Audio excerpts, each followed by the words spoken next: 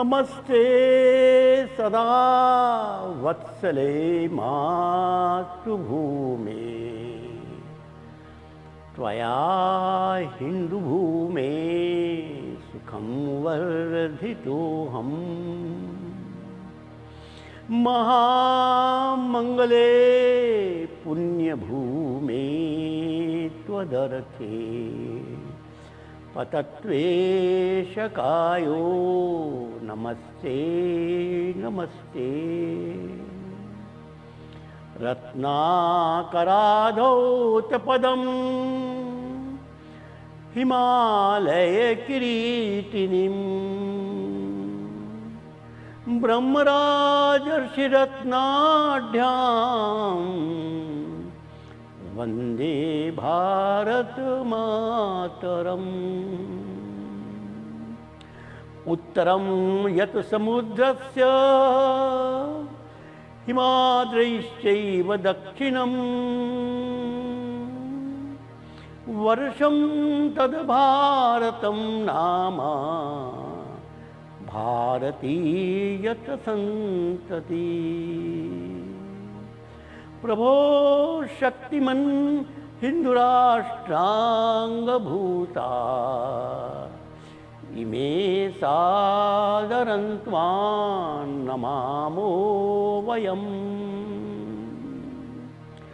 त्वदीयाय कार्याय बद्धा कटीयम् शुभामाशिषं देहि तत्पूर्तये। लोकाभिरामं रणरङ्गधीरं राजीवनेत्रं रघुवंशनाथं कारुण्यरूपं करुणा श्रीरामचन्द्रं शरणं प्रपद्ये। श्रीरामचन्द्रं शरणं प्रपद्ये। मनोजवं मारुततुल्यवेगं जितेन्द्रियं बुद्धिमतां वरिष्ठं वातावानरयूथमुख्यं श्रीरामदूतं शरणं प्रपद्ये। श्रीरामदूतं शरणं प्रपद्ये। विजेत्री च न संवता कार्यशक्तिर्विधायास्य धर्मस्य संरक्षणं परं वै भवन्ने तुमेतत् स्वराष्ट्रं समर्था भवत्वाशिषा ते भृशम्। भारत माता की जय।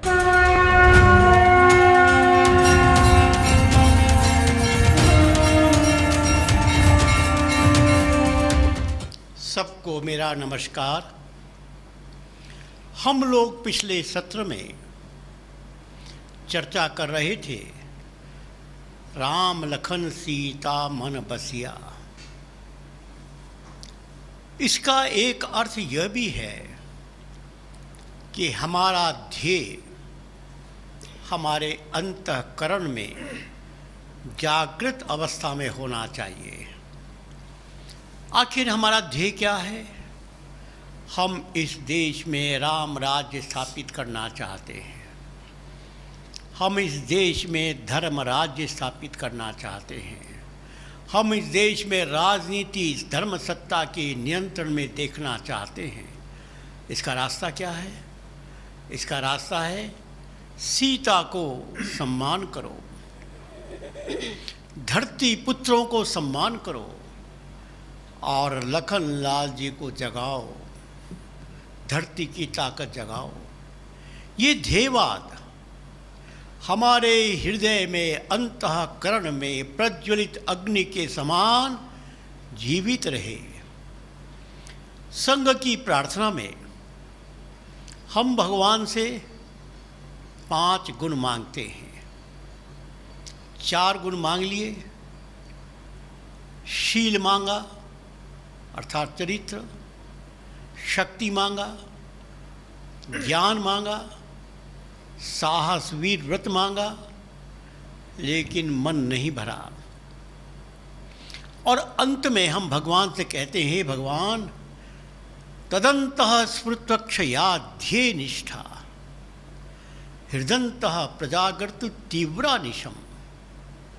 प्रभो, ये ध्येय की निष्ठा, अखंड निष्ठा हृदय के अंतःकरण में प्रज्वलित हो, अनिशम रात दिन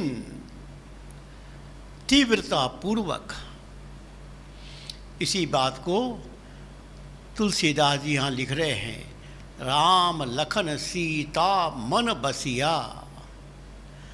मन में राम लखन सीता रूपी ध्येयवाद बैठ जाए, और जिसके मन में ये ध्येयवाद की अग्नि प्रज्वलित होती है, उसके वाणी में अपने आप ताकत आ जाती है। और जो हमारा सबसे प्रमुख लक्ष्य है कि हम गांव-गांव की ग्राम समितियों को सक्रिय करेंगे, संच समिति को सक्रिय करेंगे, अंचल समिति, भाग समिति को सक्रिय करेंगे, अर्थात समाज के सामान्य लोग एकल को अपना काम माने। कोई भी काम जब पूर्णकालीन कार्यकर्ताओं के आधार पर चलता है, उसको प्रारंभिक स्थिति कहते हैं। और जब वो काम गांव के, शहर के, देश के नागरिकों का अपना काम बन जाता है, वह ताकतवर संगठन कहलाता है। राष्ट्रीय स्वयंसेवक संघ का उदाहरण लो, मात्र 2-2.5 हजार प्रचारक और कितना विशाल संगठन। कौन कर रहा है वो काम? वही स्थानीय कार्यकर्ता जो गृहस्थी में भी अपने सब परिवार का लालन पालन करते हुए बाकी समय देश को दे रहे हैं। यही हमारी भी स्थिति होनी चाहिए, अर्थात हमारी ग्राम समिति, संच समिति, अंचल समिति एकल अभियान को अपना काम मान ले। अब इसमें कई बार ये मन में आता है कि कितने लोग सक्रिय होंगे।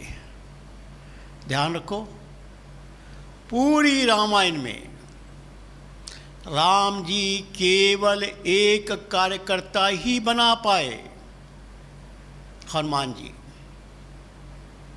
जिनका जीवन लक्ष्य राम जी का काम हो गया। बाकी सब ने कुछ समय काम किया और उसके बाद का वर्णन नहीं मिलता है। प्रभु राम अपने जीवन में केवल एक कार्यकर्ता बनाते हैं और क्रांति कर देते हैं। हाँ, बिल्कुल सही।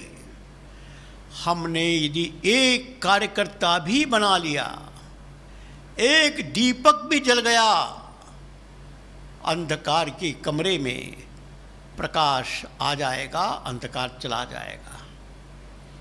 लेकिन एक कार्यकर्ता भी तैयार करना, ये राम जी समान बनने के द्वारा ही हो सकता है। और ऐसा कहते हैं, यदि हमने 2 कार्यकर्ता बना लिए, 2 बिंदुओं को लंबा करके कितनी भी लंबी रेखा खींच सकते हो। 2 कार्यकर्ता कुछ भी कर सकते हैं। और यदि 3 कार्यकर्ता बन गए तो 3 कार्यकर्ताओं से एक गोला बनता है। उस गोले को कितना भी बड़ा करके कितने भी लोगों को संगठित कर सकते हो। और 4 बन गए तो उसको चतुर्भुज कहते हैं, विष्णु का रूप कहते हैं। जो विष्णु अवतार लेकर काम करते हैं, वह काम करने की क्षमता ये 4 समर्पित, आतुर, राम लखन सीता मन बसिया वाले कार्यकर्ता बन जाएं, उस क्षेत्र में विष्णु का अवतार हो जाएगा। और 5 कार्यकर्ता तो पंच परमेश्वर कहा गया है। 5 से अधिक किसी भी संस्था में, किसी भी इकाई में पूर्ण समर्पित कार्यकर्ता नहीं होते हैं।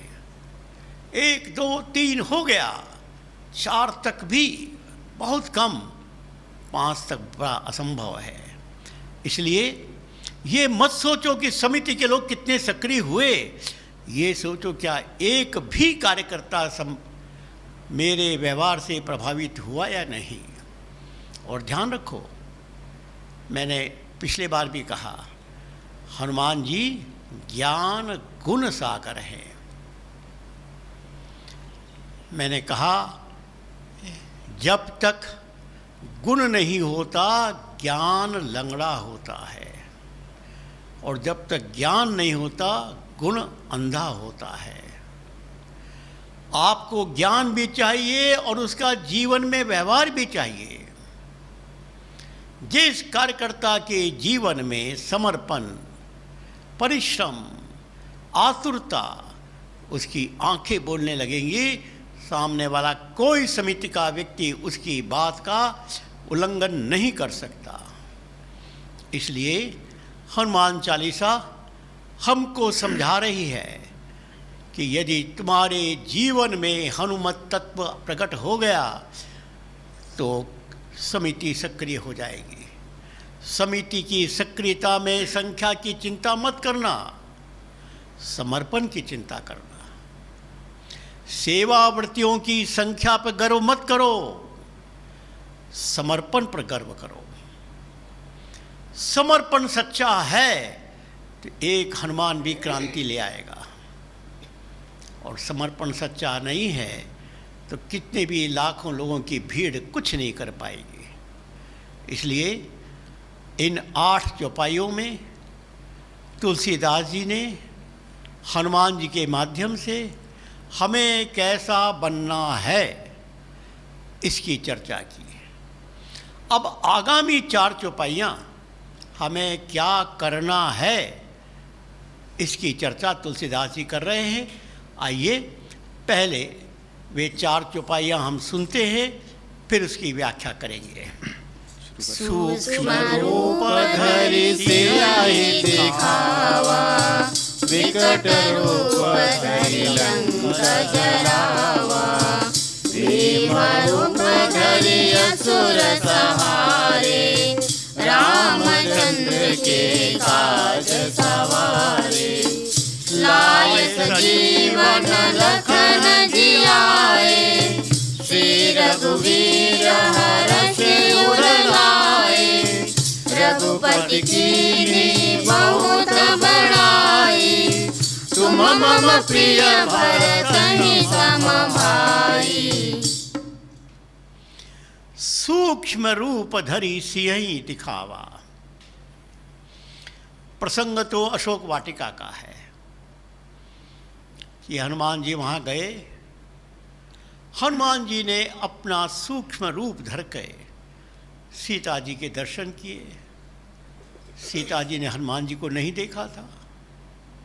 पूछा, तुम कौन हो? उन्होंने कहा कि मैं तो प्रभु राम का दूत हूँ, आपकी सेवा में मुझको भेजा है। छोटा रूप देखकर सीता जी को लगा ये क्या छोटा सा बंदर अपने को कह रहा है राम जी का दूत हूँ। तो बातचीत में कहा कि क्या कहा है राम जी ने? और राम जी ने कहा है कि माँ तुम चिंता मत करो, हमारी सेना में बड़े बड़े वीर हैं, हम आएंगे, रावण को हराएंगे, तुमको मुक्त कराएंगे।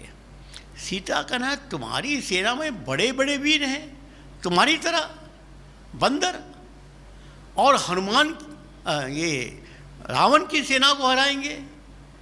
सीता के मन में संदेह निर्माण हुआ और हनुमान जी ने अपने विराट रूप के दर्शन कराए। सीता को विश्वास हो गया। हमको भी गांव में गांव की अस्मिता रूपी सीता, गांव की समृद्धि रूपी सीता गांव की शांति रूपी सीता, गांव की एकता रूपी सीता, यह रावण के चंगुल में आज ग्रसित है। और उस सीता को विश्वास दिलाना है, माँ के पास तो बच्चा बनकर ही जाया जा सकता है, सूक्ष्म रूप धर के ही माँ के पास कोई जाता है, लेकिन सूक्ष्म रूप धरी यही दिखावा, विकट रूप धरी लंक जरावा। लंका को जलाने के लिए विकट रूप का धारण करना पड़ता है। आज के संदर्भ में हम समझना चाहेंगे। देखो, रावण के 10 सिर थे। आज भी ग्राम की अस्मिता रूपी सीता पर प्रहार करने के लिए 10 सिर का रावण आक्रमण कर रहा है या आक्रमण कर चुका है। सीता उसकी बंदी बन गई है। ये 10 रूप कौन है? तो हमारे गांव के गरीब लोगों को, वनवासी लोगों को शोषण करने के लिए, सामाजिक शोषण, राजनीतिक शोषण, आर्थिक शोषण, बलशाली लोगों का शोषण, धार्मिक लोगों का शोषण, व्यापारी लोगों का शोषण, नगरीय समाज का शोषण, जन, जल, जंगल, जानवर, इनके दुश्मन, ये सारे के सारे रावण के 10 सिर हैं, जो गांव की अस्मिता रूपी सीता को बंदी बनाए हुए हैं।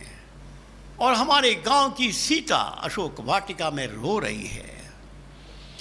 अब इन सारे रावण के अहंकार को दूर करने का उपाय जो हनुमान ने किया वो करना होगा।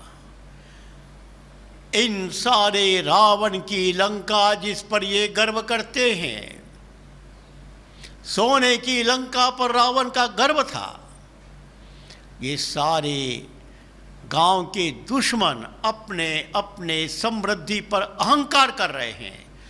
उस अहंकार को जलाना होगा, उसके लिए विकट रूप धारण करना होगा। उसके लिए एकल अभियान की न जाने कितनी शाखाएं बनेंगी। अभी तो केवल 8-10 शाखाओं से ही लोग परेशान हैं, लेकिन न जाने कितना विकट रूप हमको धारण करना होगा ये 10 सिर वाले रावण को परास्त करने के लिए। एक और इसमें भाव छिपा है। राम जी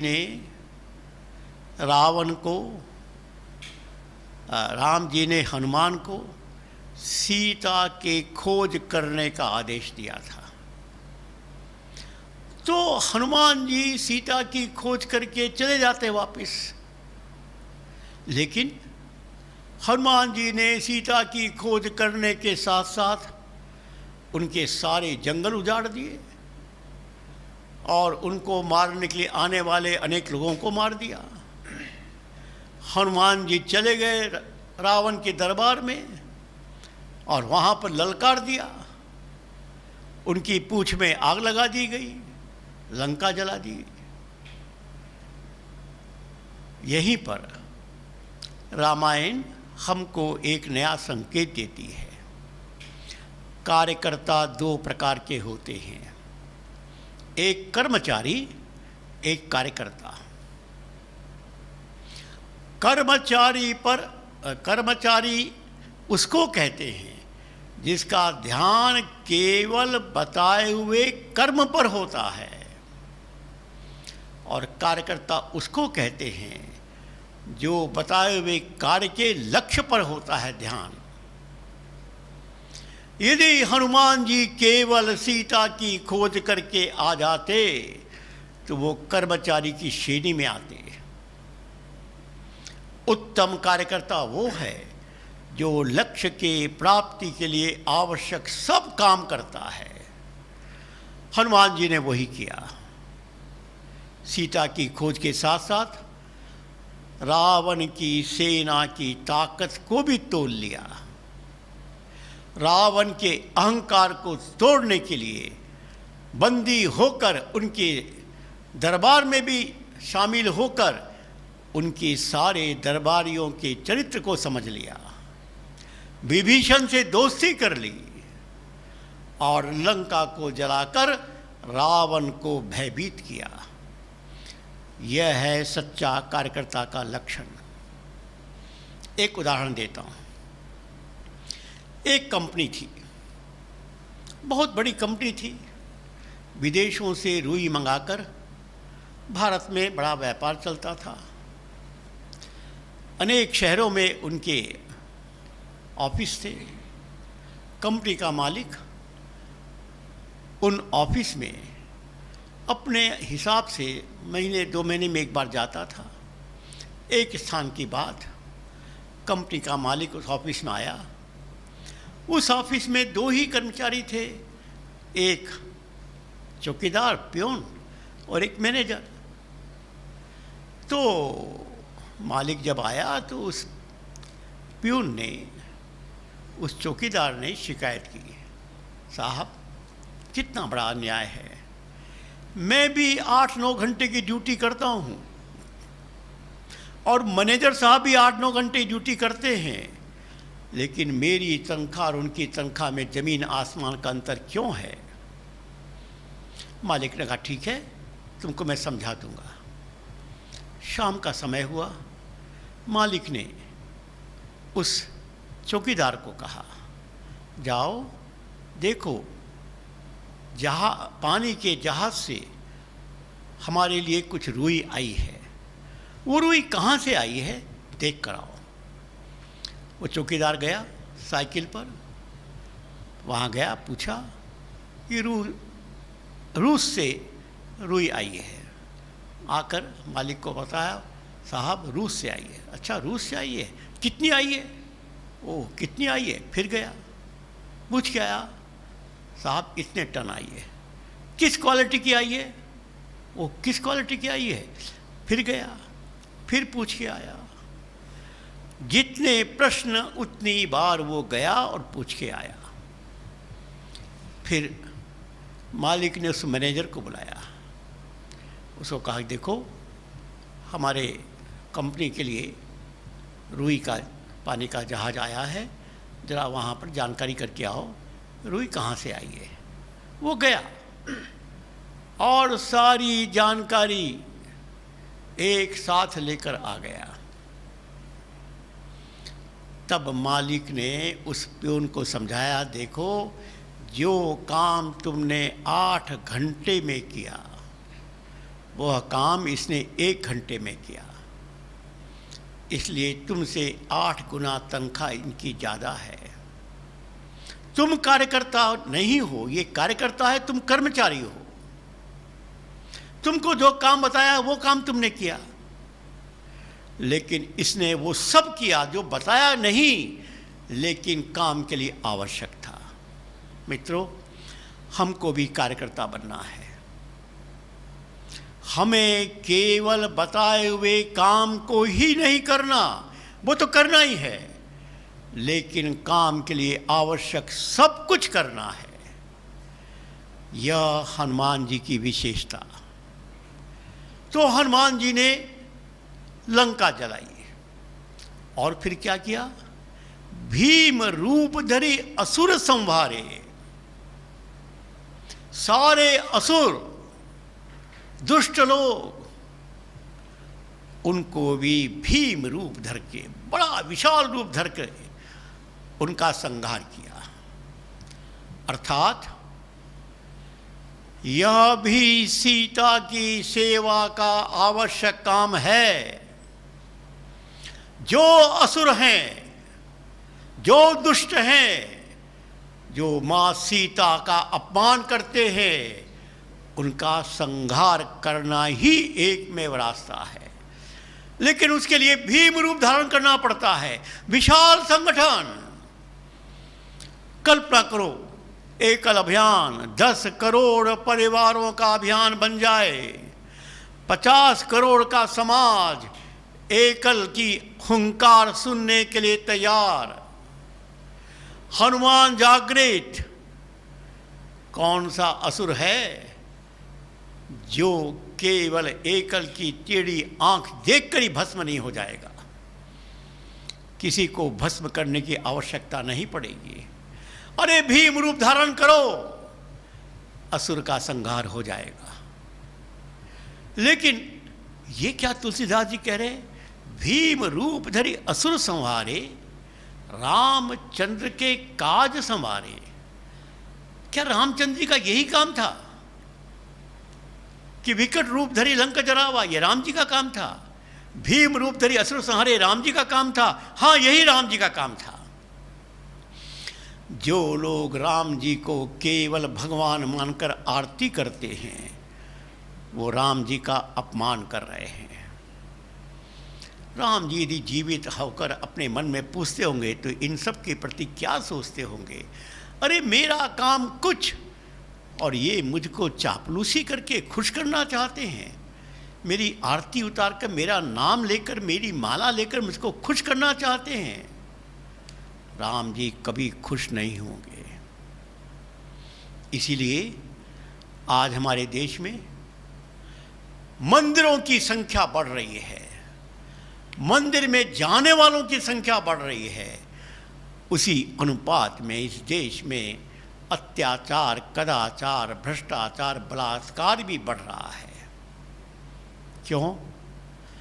क्योंकि तुम मंदिर में बैठे हुए पत्थर के भगवान को भगवान मान रहे हो। तुम उनके सामने आरती करके, उनकी सेवा करके उनको प्रसन्न करने का काम कर रहे हो, जो कि सत्य नहीं है। एक उदाहरण, पंडित दीनदयाल उपाध्याय जी जगन्नाथपुरी गए और जगन्नाथ मंदिर में भगवान जगन्नाथ के दर्शन किए और फिर वहाँ से लौटकर अपने कार्यकर्ताओं की बैठक में आए। तो लोगों ने पूछा कि पंडित जी, आपने जगन्नाथ जी के दर्शन किए, आप बड़े विद्वान हैं, कृपया बताइए क्या संदेश देते हैं जगन्नाथ जी? अब देखो, पंडित जी ने जो बात कही वही बात मैं आपसे कर रहा हूँ। पंडित जी ने कहा, ये जगत के नाथ जगन्नाथ कलयुग में, यही आज के कलयुग के अवतार हैं, जगत के नाथ हैं। एक भक्त जगन्नाथ जी के पास गया और कहने लगा, हे जगत के नाथ जगन्नाथ, मेरी भारत माँ को बचाओ, देश में इतना अत्याचार, इतना कदाचार, ये सब हो रहा है, इसकी रक्षा करो। जगन्नाथ ने कहा, रे भक्त, तू देख नहीं रहा है? तो आप त्रेता युग में अयोध्या से लंका जाते जाते मेरे पैर थक गए, अब मेरे पैर नहीं हैं। द्वापर युग में घोड़े की लगाम खींचते खींचते मेरे हाथ थक गए, अब मेरे हाथ नहीं हैं। अब मेरे पास केवल आंखें हैं, आंखें, वो भी गोल गोल, उस पर पलक नहीं है। मतलब मैं केवल देखूंगा कि काम तुम कर रहे हो कि नहीं। भक्त ने कहा कि भगवान, आप भगवान हैं, हम मनुष्य हैं। अरे मैंने मनुष्य बनकर जो काम किया वही करने के लिए कह रहा हूं। तुम्हारे घर के 10-20 किलोमीटर दूर एक वनवासी कुटिया में जाकर उसको प्यार नहीं कर सकते। तुम अपने गाड़ी उठाकर 100-200 किलोमीटर जाकर किसी गांव को अपना नहीं सकते। मैंने तो यही किया था त्रेता युग में, द्वापर युग में। अब वो काम तुमको करना पड़ेगा और मैं देखूंगा कि तुम ये काम कर रहे हो कि नहीं कर रहे हो। रात दिन मेरी पलकें खुली हुई हैं। यह है जगन्नाथ का संदेश। और दूसरा उन्होंने बताया, देखो जगन्नाथ अपने भाई और बहन के साथ पूजा ले रहे हैं। पत्नी अलग से छोटे से कमरे में लक्ष्मी बनकर है। क्या मतलब? जगन्नाथ इस पूरे राष्ट्र, पूरे समाज को संदेश दे रहे हैं, हम सब भाई बहन हैं। इसकी पूजा होगी। ये पत्नी, ये बच्चे, ये परिवार, ये बाद की बात, पहले पूरा समाज, एक परम पिता परमात्मा के हम सब संतान, एक भारत माता की हम सब संतान, हम सब भाई बहन हो गए। और जिस दिन इस समाज का प्रत्येक व्यक्ति परस्पर भाई बहन बन जाएगा, जगत का नाथ कह रहा है कि जगत का कल्याण हो जाएगा। यही है जगन्नाथ का संदेश। और जगन्नाथ इसके रथ को हजारों लोग खींचकर मौसी के घर पहुंचाते हैं। जगन्नाथ का रथ पूरा समाज जब खींचेगा तब वो चलेगा। और जगन्नाथ के बारे में एक बात और है, ये जगन्नाथ लकड़ी के भगवान हैं। दुनिया में या हमारे भारत में किसी मंदिर में लकड़ी के भगवान नहीं होते हैं। या तो संगमरमर के होंगे या धातु के होंगे। इस मंदिर में सब भगवान संगमरमर के हैं।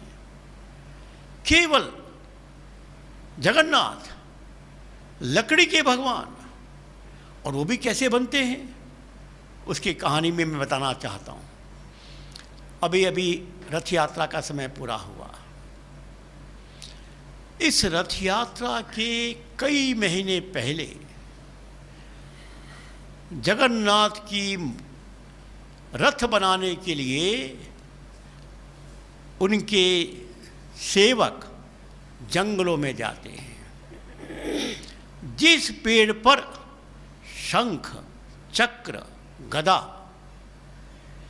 के चिन्ह मिलते हैं, उसी पेड़ को काटकर वे पुरी में लाते हैं।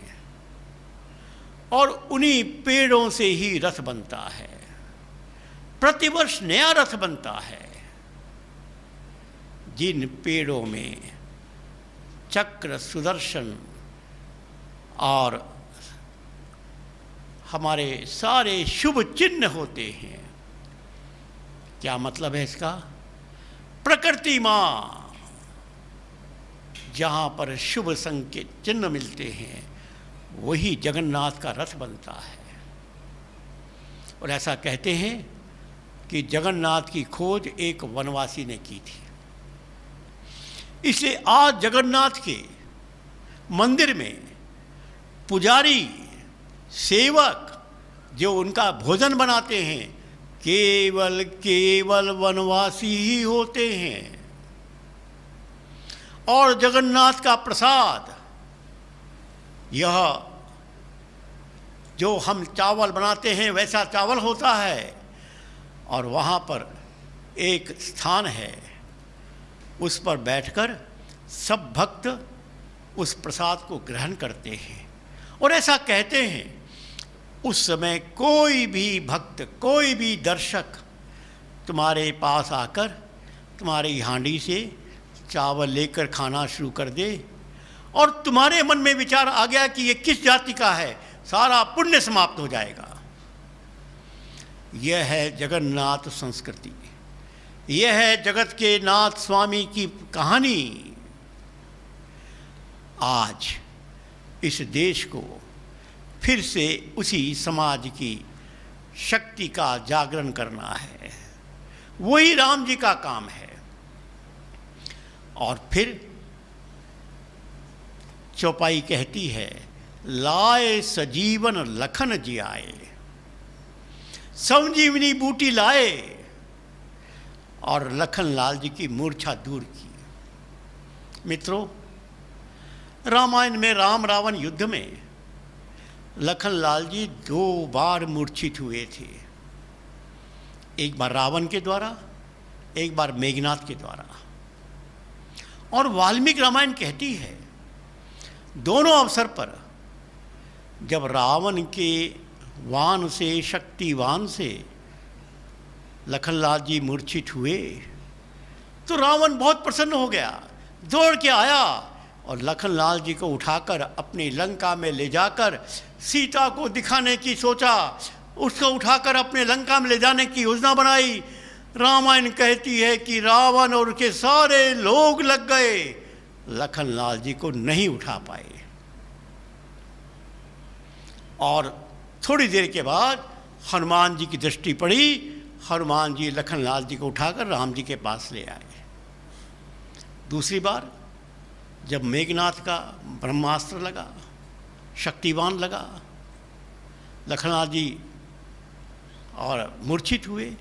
मेघनाथ ने भी वही काम किया, लखनलाल जी को उठाकर लंका में ले जाने का प्रयास किया। रामायण कहती है कि सैकड़ों सैनिकों ने लखनलाल जी को उठाने की कोशिश की, लखनलाल जी नहीं उठे। हनुमान जी की दृष्टि पड़ी, दौड़कर हनुमान जी ने उनको उठाया, राम जी के पास ले गए। क्या अर्थ है इसका? इसका अर्थ है मूर्छित लखनलाल को, मूर्छित धरती की ताकत को ना रावण राजा जगा सकता है, उठा सकता है, ना ही मेघनाथ जिसको सारा वरदान मिला है, ना वो भी उठा सकता है, ना वो भी जगा सकता है। उठाता कौन है? हनुमान। इस देश का वनवासी युवा वही धरती की ताकत जगाएगा। और धरती की ताकत जगाने के लिए जब संजीवनी बूटी लाने का प्रसंग आया, अब देखो उसकी समय सीमा भी निश्चित।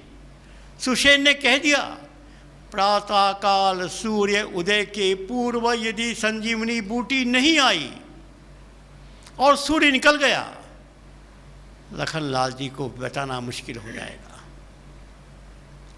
युद्ध समाप्त होगा सायंकाल, उसके बाद सुषेण को लाया गया होगा, सुषेण ने बताया होगा, फिर लखनलाल जी चले होंगे। वो गए संजीवनी बूटी हिमालय पर आकर, कहाँ लंका, कहाँ हिमालय, और वहाँ आकर उन्होंने संजीवनी बूटी खोजी, नहीं मिली। पहाड़ उठाया, चले वापिस।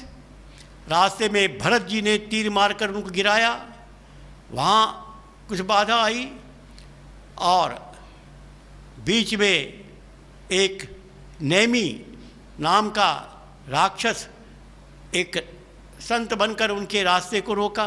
ये सब होने के बाद भी सूर्य उदय के पहले लखनलाल जी को जीवित करने के लिए संजीवनी बूटी आ गई। क्या गति होगी? बस इसी को कहा है पवन पुत्र हनुमान। और जब लखनलाल जी को संजीवनी बूटी आई तो फिर लाए सजीवन लखन जी आए। राम जी ने प्रसन्न होकर उनको गले लगा लिया, क्योंकि असंभव काम हनुमान जी ने किया। मित्रों, आज भी धरती की ताकत मूर्छित है। ये वनवासी समाज, ये गरीब समाज मूर्छित अवस्था में है। इसको संजीवनी बूटी लाने का काम एकल अभियान ने किया। पंचमुखी शिक्षा रूपी संजीवनी बूटी से हम धरती की ताकत जगाएंगे, भारत को सुखी बनाएंगे। यही राम जी का काम है। और जब कोई राम जी का काम करता है तो राम जी प्रसन्न होकर क्या बोलते हैं? अरे हनुमान, तुम तो भरत से भी अधिक मुझे प्यारे हो। राम जी बार बार भरत का नाम लेते हैं, उदाहरण भरत का देते हैं। इसकी चर्चा बाद में करेंगे। देखो, राम जी के छोटे भाई भरत भी थे तो लखनलाल जी भी थे। लखनलाल जी उनके साथ थे, लेकिन उदाहरण भरत जी का दे रहे हैं, लखनलाल जी का नहीं दे रहे। उसका भी एक कारण है। लखनलाल जी के सामने लखनलाल जी की प्रसन्नता नहीं की जाती। ये संगठन शास्त्र का नियम है। इसलिए अनुपस्थित भरत के बारे में ही राम जी कह रहे, हनुमान तुम तो मेरे भरत के समान भाई हो। अर्थात इन 4 चौपाइयों से हमको तुलसीदास जी यह संकेत कर रहे हैं हमें क्या करना है। आइए इसके बाद की 4 चौपाइयों में हम सुनेंगे कि ये सब करने के बाद समाज में क्या होता है, समाज पर प्रभाव क्या पड़ता है। इसके लिए आगे की चौपाइयाँ हमको मार्ग दिखाती हैं। आरंभ करिए। सहस बदन तुमरो यस गावे, अस कैसे पति कंठ लगावे। सनकादिक ब्रह्मादि मुनीसा, नारद सारद सहित अहिसा। यम कुबेर दिगपाल जहाते, कवि गोविंद कहीं सके कहाते। तुम उपकार सुग्रीव वही कीना, राम मिलाए राजपद दीना।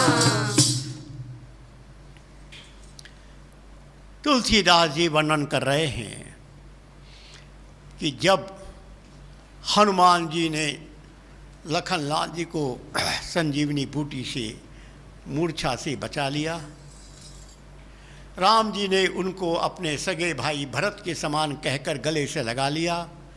समाज का प्रत्येक वर्ग लखनलाल जी की प्रशंसा कर रहा है।